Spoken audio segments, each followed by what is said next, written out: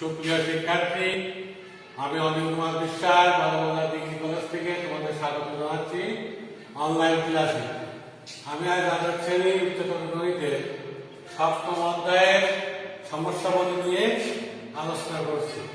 সেটা হচ্ছে 5 নম্বরের একটা অঙ্ক, 5 এই অঙ্কটা হচ্ছে কি sine cos inverse tan sec inverse x by y। এইটাই প্রমাণ করতে হবে √2y² - x² বাই y। তাহলে আমরা এখন কি করব, এটা আমরা সমকোণী ত্রিভুজের ছবি আঁকাবো। Sec inverse x by y এর ছবিটা আঁকবো। এখানে কি অতিভুজ বাই ভূমি, তাহলে অতিভুজ বাই ভূমি, সেখান থেকে আমরা লম্ব পেলাম √x² - y²।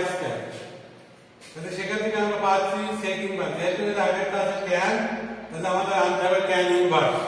তাহলে sec inverse x by y = tan inverse লম্ব বাই ভূমি। এইবার আমরা এটা এখানে বসালাম, ট্যান ইনভার্স ক্যান্সেল হয়ে গেল, আমাদের আসলো কত √cos x² - y² by y। তাহলে এটা কার আগে গেল cos ইনভার্সের আগে। তাহলে cos ইনভার্সের ক্ষেত্রে কি ভূমি বাই অতিভুজ। তাহলে আমরা এবার দ্বিতীয় ছবি আঁকালাম, সেটা হচ্ছে ভূমি বাই অতিভুজ। এবার এখান থেকে আমরা লম্ব পেলাম হচ্ছে কত, লম্ব পেলে আমরা পেলাম √2y² - x²। তাহলে এখান থেকে আমরা cos ইনভার্স কে আমরা জানতে হবে sin ইনভার্স।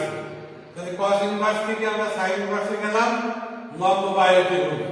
সেটা এটা এখানে যখন বসাচ্ছি তখন sin ইনভার্স ক্যান্সেল হলো, থাকলো √2y² - x² বাই y।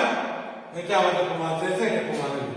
তাহলে আমরা এই জ্যামিতিক চিত্রের সাহায্যে এই ইনভার্সের অঙ্ক একটা থেকে আরেকটা, sin ইনভার্স থেকে cos ইনভার্স, cos ইনভার্স থেকে sin ইনভার্স, tan ইনভার্স থেকে cos ইনভার্স, এইভাবে আমরা সব চেঞ্জ করতে পারবো।